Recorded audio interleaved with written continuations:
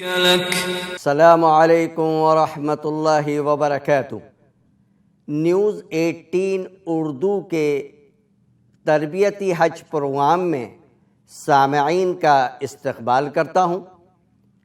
اس programme کے تحت حج کا مکمل طریقہ 5 حصوں میں آپ کے سامنے پیش کیا جائے گا۔ آج کے پروگرام کا جو ٹاپک ہے وہ ہے سفر حج کا آغاز۔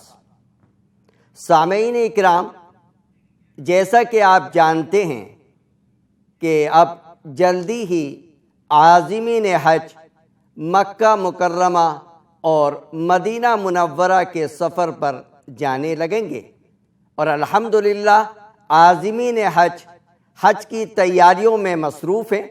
بڑا بابرکت سفر ہے۔ اس کے بابرکت ہونے کو تاجدار مدینہ حضور اکرم صلی اللہ علیہ وسلم نے بھی بارہا بیان فرمایا ہے۔ 2 حدیث آپ کے سامنے پیش کر رہا ہوں۔ نمبر 1، الحج المبرور لیس لہ جزاء الا الجنہ۔ حج مبرور یعنی وہ حج جو گناہوں سے بچ کر کیا جائے اور حضور اکرم صلی اللہ علیہ وسلم کے طریقے کے مطابق کیا جائے، اس کا بدلہ صرف اور صرف جنت ہے۔ اسی طرح سے حضور اکرم صلی اللہ علیہ وسلم نے ارشاد فرمایا، جس شخص نے اللہ کی خوشنودی کے لیے حج کیا اور اس دوران کوئی بیہودہ اور غلط کام نہیں کیا، تو وہ گناہوں سے پاک و صاف ہو کر اس طرح لوٹتا ہے جیسا کہ ایک بچہ پیدا ہونے کے روز گناہوں سے پاک و صاف ہوا کرتا ہے۔ عازمین حج سے درخواست ہے کہ جب وہ حج کے لیے روانہ ہوں تو اپنے گھر پر 2 رکعت نماز ادا کر لیں۔ سلام پھرنے کے بعد حج کے مقبول اور مبرور ہونے کے لیے اللہ تبارک و تعالی سے خوب دعائیں بھی کریں۔ گھر سے نکلتے وقت اگر یہ دعا یاد ہے تو ضرور پڑھیں، بسم اللہ آمنت باللہ وتوکلت علی اللہ ولا حول ولا قوت الا باللہ۔ سواری پر سوار ہونے کے بعد 3 مرتبہ اللہ اکبر کہنے کے بعد جو دعا سواری کی پڑھی جاتی ہے وہ ضرور پڑھیں، سبحان الذی سخر لنا ھذا وما كنا له مقرنین وَإِنَّا إِلَىٰ رَبِّنَا لَمُنْقَلِبُونَ۔ آج کل ہمارے عازمین حج ایک جم غفیر کو ایئرپورٹ لے کر جاتے ہیں، جس سے عام لوگوں کو کافی پریشانی کا سامنا کرنا پڑتا ہے۔ اس لیے میں تمام عازمین حج سے بہت ہی مؤدبانہ درخواست کرتا ہوں کہ بڑے مجمع کو لے کر ایئرپورٹ نہ لے جائے، اس سے راستے میں بھی لوگوں کو پریشانی ہوتی ہے اور ایئرپورٹ کے ایڈمنسٹریشن کو بھی کنٹرول کرنے میں کافی زحمت کا سامنا کرنا پڑتا ہے۔ اب چونکہ یہ سفر 48 میل یعنی 78 کلومیٹر سے زیادہ فاصلے پر ہے، اس لیے عازمین حج جیسے ہی اپنے شہر یا دیہات کی آبادی سے باہر نکلیں گے تو ظہر، عصر اور عشاء کی نماز 4 رکعت کے بجائے 2 رکعت ادا کرنی ہوگی، مغرب کی 3 ہی اور فجر کی 2 رکعت ہی ادا کرنی ہوں گی۔ سنن اور نوافل کا حکم یہ ہے کہ اگر وقت ہے، موقع ہے، گنجائش ہے تو پوری پڑھیں، اس میں قصر نہیں ہوتی۔ لیکن اگر دشواری ہے، جلدی ہے تو سفر میں سنن اور نوافل کو چھوڑا جا سکتا ہے، لیکن فجر کی 2 رکعت سنتیں اور اسی طرح عشاء کے بعد 3 رکعت وتر کا سفر میں بھی اہتمام کریں۔ اب ظاہر ہے اس سفر پہ آپ جا رہے ہیں تو کچھ سامان آپ کو ضرور اپنے ساتھ لے کر جانا ہے۔ نمبر 1 پاسپورٹ، نمبر 2 ہوائی جہاز کا ٹکٹ، نمبر 3 ٹیکے کے کارڈ، نمبر 4 احرام کی چادریں۔ مرد حضرات 2 سیٹ یعنی ایک لنگی کی شکل میں اور ایک اوپر اوڑھنے کے لیے، اس طرح سے 1 سیٹ ہوا، اور ایک سیٹ اور یعنی 4 چادریں جو ہیں وہ ساتھ لے لیں۔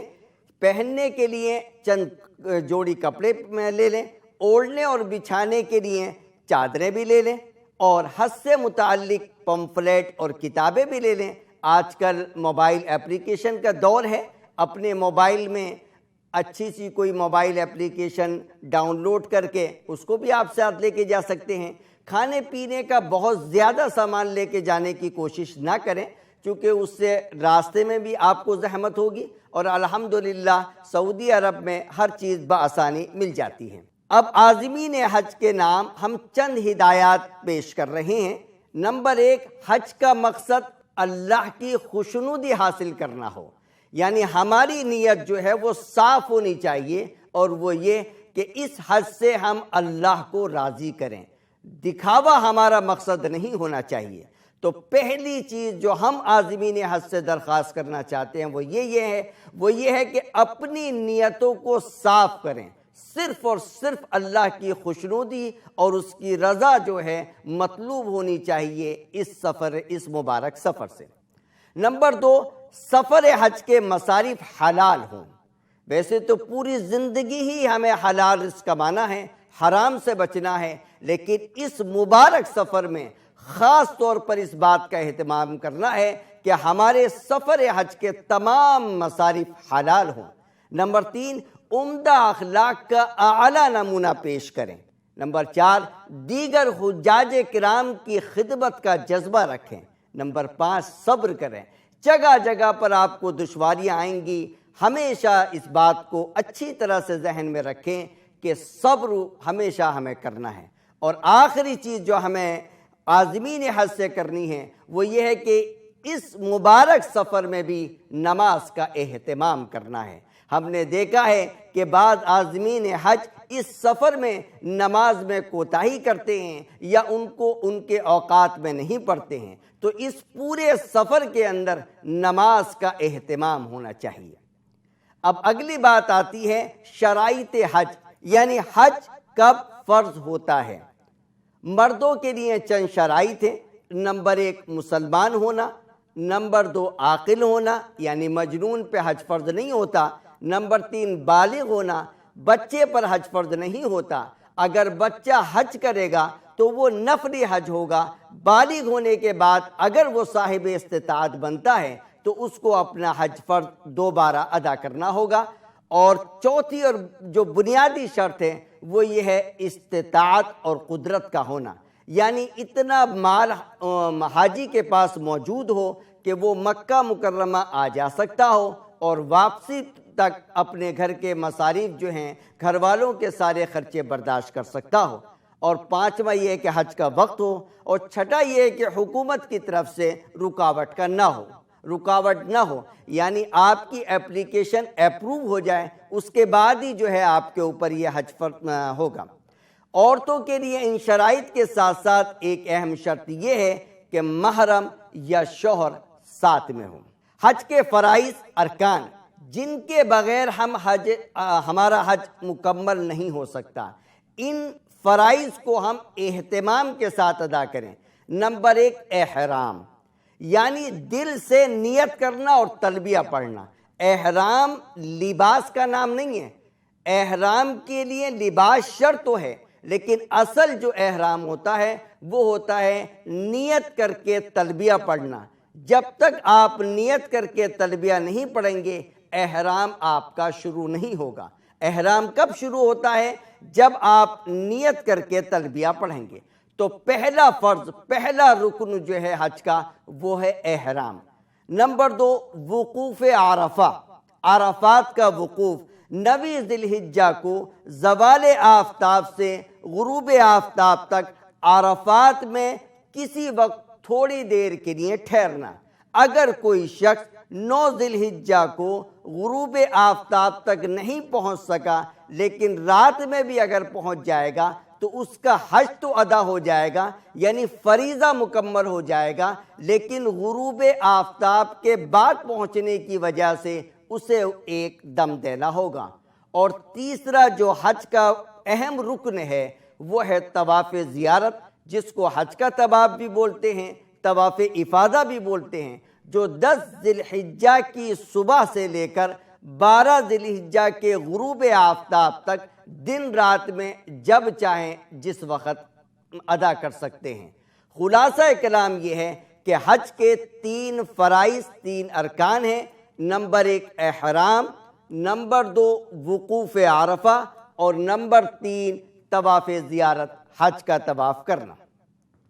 اب بات آتی ہے حج کے واجبات کی، جو فرض کے مقابلے میں اس کا درجہ تھوڑا سا کم ہے۔ کرنا تو ہے ہمیں، حج کے فرض کے چھوٹنے پر ہمارا حج بھی نہیں ہوگا۔ حج کا واجب اگر چھوٹ جائے تو حج تو ادا ہو جائے گا، لیکن جزا لازم ہوگی، جو عمومی طور پر دم کی شکل میں ہوتی ہے۔ نمبر 1 میقات سے احرام کے بغیر نہ گزرنا، یعنی حاجی جو حج کرنے کے لیے جاتا ہے اس کی ذمہ داری ہے کہ وہ میقات کو احرام کے بغیر کراس نہ کرے۔ احرام میقات پر یا اس سے پہلے باندھنا ضروری ہے۔ نمبر 2 عرفات کے دن غروب آفتاب تک، سورج کے ڈوبنے تک، سن سیٹ تک میدان عرفات میں رہنا۔ اب بات آتی ہے حج کے واجبات کی، جو فرض کے مقابلے میں اس کا درجہ تھوڑا سا کم ہے۔ کرنا تو ہے ہمیں، حج کے فرض کے چھوٹنے پر ہمارا حج بھی نہیں ہوگا۔ حج کا واجب اگر چھوٹ جائے تو حج تو ادا ہو جائے گا، لیکن جزا لازم ہوگی، جو عمومی طور پر دم کی شکل میں ہوتی ہے۔ نمبر 1 میقات سے احرام کے بغیر نہ گزرنا، یعنی حاجی جو حج کرنے کے لیے جاتا ہے اس کی ذمہ داری ہے کہ وہ میقات کو احرام کے بغیر کراس نہ کرے۔ احرام میقات پر یا اس سے پہلے باندھنا ضروری ہے۔ نمبر 2 عرفات کے دن غروب آفتاب تک، سورج کے ڈوبنے تک، سن سیٹ تک میدان عرفات میں رہنا۔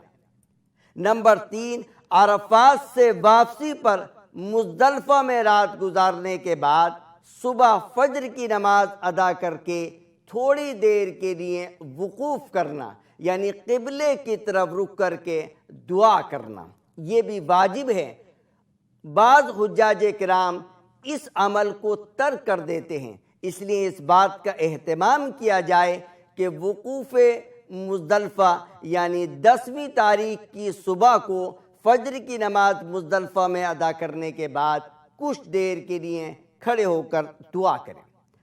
چوتھا واجب ہے جمرات کو کنکریاں مارنا۔ 49 کنکریاں مارنا ہر حاجی کے لیے ضروری ہے، لیکن اگر کوئی حاجی 12 ذی الحجہ کے بعد 13 ذی الحجہ کو بھی منی میں رہنا چاہتا ہے، جیسے کہ افضل اور بہتر ہے، تو اس صورت میں 70 یعنی 70 کنکریاں استعمال میں آئیں گی۔ تو جمرات پہ کنکریاں مارنا واجب ہے۔ نمبر 5 قربانی کرنا، یہ شکریہ حج کی قربانی کی جاتی ہے، یعنی جو حضرات حج کر رہے ہوتے ہیں ان کی ذمہ داری ہے کہ وہ ایک قربانی مکہ مکرمہ یعنی حدود حرم کے اندر منی، مزدلفہ یا مکہ میں کسی بھی جگہ پر ایک قربانی ادا کریں۔ رہا معاملہ عید الاضحیٰ کی قربانی، انہیں کرنی ہے یا نہیں کرنی، اگر وہ ایام حج میں حج کے 5 دنوں کے اندر مسافر ہیں تو پھر اس صورت میں عید الاضحیٰ کی قربانی ان کے اوپر واجب نہیں ہے۔ لیکن اگر وہ حج کے دنوں میں مقیم ہیں، یعنی 15 دن مکہ مکرمہ میں قیام کرنے کے بعد منی آئے ہیں، تو اس صورت میں عید الاضحیٰ کی قربانی بھی ان کے اوپر واجب ہوگی۔ لیکن یہ بقرہ عید کی قربانی وہ مکہ میں بھی کرا سکتے ہیں، اپنے ملک میں بھی کرا سکتے ہیں، یا کسی دوسری جگہ پر بھی کر سکتے ہیں۔ نمبر 6 سر کے بال منڈوانا یا کٹوانا۔ مردوں کے لیے منڈوانا افضل ہے اور کٹوانے کی اجازت ہے۔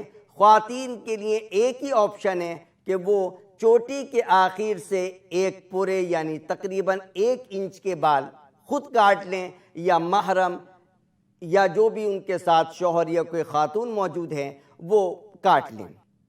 اس کے بعد ساتواں جو واجب ہے وہ ہے صفا مروہ کی سعی کرنا، اور آٹھواں ہے وداعی طواف کرنا۔ تو حج کے فرائض 3 تھے، ان میں سے اگر ایک بھی چھوٹ گیا تو ہمارا حج ادا نہیں ہوگا۔ یہ حج کے جو میں نے 8 واجبات آپ کے سامنے بیان کیے، ان میں سے اگر کوئی چھوٹ جائے تو جزا لازم آتی ہے، جو عمومی طور پہ دم کی شکل ہوتی ہے۔ اب چونکہ عام طور پہ ہندوستان سے جو عازمین حج کی ادائیگی کے لیے جاتے ہیں وہ پہلے عمرہ کرتے ہیں، تو آئیے عمرے کی ادائیگی کے طریقے کو مختصر وقت میں سمجھ لیں۔ عمرے میں 4 کام کیے جاتے ہیں۔ نمبر 1 احرام، نمبر 2 مکہ مکرمہ پہنچ کر طواف کرنا اور 2 رکعت نماز پڑھنا، نمبر 3 صفا مروہ کی سعی کرنا، اور نمبر 4 سر کے بال منڈوانا یا کٹوانا۔ احرام، میقات پر یا اس سے پہلے احرام باندھنا ضروری ہوا کرتا ہے۔ ہندوستان سے جو حجاج کرام جایا کرتے ہیں وہ دہلی ایئرپورٹ یا لکھنؤ ایئرپورٹ یا مختلف ایئرپورٹ سے ڈائریکٹ جدہ جاتے ہیں یا مدینہ جاتے ہیں۔ اگر وہ مدینہ منورہ جا رہے ہیں تو کسی بھی احرام کی ضرورت نہیں ہے، بغیر احرام کے مدینہ منورہ چلے جائیں۔ جب مدینہ سے مکہ مکرمہ آئیں گے تو اس صورت میں احرام کی ضرورت ہوگی۔ رہا معاملہ ان حجاج کرام کا جو ڈائریکٹ جدہ جاتے ہیں تو ان کے لیے ضروری ہے کہ وہ میقات پر پہنچنے سے پہلے احرام باندھیں۔ اب پہلے جو کتابوں میں درج ہے وہ یلملم میقات ہے، چونکہ پانی کے جہاز سے ہندوستان کے حاجی جایا کرتے تھے تو ان کی میقات یلملم پڑا کرتی تھی، لیکن اب 100% عازمین حج بائی پلین جاتے ہیں، اور ہندوستان سے جو پلین کا راستہ ہے وہ وایا ریاض ہے، یعنی ریاض کے اوپر سے گزر کے ان کو جانا ہوتا ہے۔ اس وجہ سے ان کی میقات اب قرن المنازل ہے، جس کو السیل الکبیر بھی کہا جاتا ہے، جو طائف شہر کے قریب ہے۔ تو اب جس وقت طائف شہر کے قریب جو ہے عازمین حج پلین کے ذریعے سے گزر رہا ہوگا تو یہ پتہ نہیں چل پائے گا کہ میقات آئی نہیں آئی، کب آئی، یا اگر اعلان کیا بھی گیا تو ہو سکتا ہے کہ عازمین حج اس وقت سو رہا ہو۔ تو اس لیے کہا جاتا ہے کہ حاجی جو ہے اپنے ایئرپورٹ سے ہی احرام باندھ لے، نیت نہ کرے، تلبیہ نہ پڑھے۔ یعنی احرام کی جو چادریں پہنی جاتی ہیں، الحمدللہ ہندوستان کے تمام ایئرپورٹ پہ تقریباً نماز پڑھنے کی جگہ بھی ہے، اور دہلی ایئرپورٹ میں بھی الحمدللہ اچھا خاصا انتظام ہے، تو وہاں جا کر 2 رکعت نماز پڑھ لیں، احرام کی چادریں پہن لیں۔ ایک بات اور بتلا دوں کہ احرام کی چادریں لگیج میں نہ ڈالیں، ورنہ بڑی دشواری ہو جاتی ہے، کیونکہ لگیج پھر ہم کو ملے گا جدہ میں، اور ہمیں احرام باندھنا ہے میقات سے پہلے، اور جدہ میقات کے اندر ہے۔ اس لیے وہ احرام کی چادریں اپنے ہینڈ کیریئر میں رکھیں، جو ساتھ میں آدمی پلین کے اندر لے کے جاتا ہے اس میں ان کو رکھنا ہے یہ احرام، اور اپنے گھر سے بھی احرام باندھ کے جا سکتے ہیں، لیکن ظاہر ہے کہ جتنا پہلے آپ احرام باندھیں گے اس کی پابندیاں نافذ ہو جائیں گی۔ میں تو ان حضرات سے جو بائی پلین مکہ مکرمہ جایا کرتے ہیں ان سے کہتا ہوں کہ وہ احرام تو ایئرپورٹ پر ہی باندھ لیں، لیکن نیت نہ کریں، تلبیہ نہ پڑھیں، کیونکہ نیت کر کے تلبیہ پڑھنے کے بعد ہی احرام کی پابندیاں نافذ ہوتی ہیں۔ صرف احرام کی 2 چادریں پہننے سے پابندیاں نافذ نہیں ہوتی۔ اس لیے ایئرپورٹ پر احرام کی چادریں تو پہن لیں، 2 رکعت نماز بھی ادا کرنا چاہتے ہیں تو ادا کر لیں، اور عام طور پہ یہ موقع الحمدللہ آسانی سے میسر ہو جاتا ہے تو 2 رکعت نماز بھی ادا کر لینی چاہیے۔ نیت نہ کریں، جب پلین میں بیٹھ جائے اور پلین ٹیک آف لے جائے، پلین اڑ جائے تو اس وقت نیت کر کے تلبیہ پڑھیں۔ ظاہر عازمین حج ہندوستان کے عام طور پہ حج تمتع ہی کرتے ہیں، حج تمتع میں پہلے عمرہ کیا جاتا ہے، اس وجہ سے صرف عمرے کی نیت کریں، یعنی یہ نیت کریں کہ میں یہ جو احرام باندھتا ہوں اس سے عمرے کی ادائیگی کروں گا۔ اب مکہ مکرمہ پہنچنے کے بعد ظاہر اپنا سامان جو ہے اپنی رہائش پر رکھ لیں، فوراً ہی مسجد حرام جانا ضروری نہیں ہے، بلکہ آپ 2-4 گھنٹے 8-10 گھنٹے بھی انتظار کرنا چاہیں تو انتظار کر سکتے ہیں، آرام کر سکتے ہیں، لیکن احرام کی جو پابندیاں ہیں وہ نافذ رہیں گی۔ اسی لیے کہا جاتا ہے جب اپنا سامان وغیرہ رہائش پہ رکھ لیا جائے تو مسجد حرام جا کر پہلے عمرے کی ادائیگی کر لی جائے، عمرہ ادا کر لیا جائے، سر کے بال منڈوا لیے جائیں اور احرام ختم ہو جائے، تاکہ احرام کی جو پابندیاں ہیں وہ ختم ہو جائیں۔ تو اپنی رہائش پر سامان وغیرہ رکھنے کے بعد اطمینان سے مسجد حرام کی طرف چلیں۔ مسجد حرام چلتے ہوئے بھی جو ہے وہ تلبیہ پڑھتے رہیں۔ مسجد حرام میں جس طرح سے عام مسجدوں میں دایاں قدم رکھ کر داخل ہوا جاتا ہے، اسی طرح سے مسجد حرام میں داخل ہوں۔ مسجد میں داخلے کی جو دعا ہے اسی طرح سے دعا پڑھیں۔ جیسے ہی بیت اللہ پر آپ کی پہلی نگاہ پڑے، فوراً آپ جو ہے ہاتھ اٹھا کر یا بغیر ہاتھ اٹھائے کوئی بھی دعا کریں۔ کسی بھی زبان میں آپ کر سکتے ہیں، اس کے لیے عربی زبان ضروری نہیں ہے، کیونکہ اس موقع کی دعا جو ہے اللہ تبارک و تعالی قبول فرماتا ہے۔ اس کے بعد آپ طواف کریں گے۔ طواف کرنے کا طریقہ انشاءاللہ العزیز اگلے پروگرام کے اندر بیان کیا جائے گا، اور اس کے بعد صفا مروہ کی سعی کی جائے گی۔ ایک بات اور وضاحت کے ساتھ یہ بتلا دیتا ہوں کہ طواف جب بھی کیا جائے گا اس کے بعد 2 رکعت نماز ادا کی جائے گی، جو واجب الطواف کے نام سے پہچانی جاتی ہے۔ صفا مروہ کی سعی سے فراغت کے بعد سر کے بال منڈوانے ہیں یا کٹوانے ہیں۔ اب آپ کا احرام ختم ہو جائے گا، نہا لیجئے، غسل کر لیجئے اور اس کے بعد احرام اتار دیجئے۔ عام لباس میں آپ مکہ مکرمہ میں رہیے۔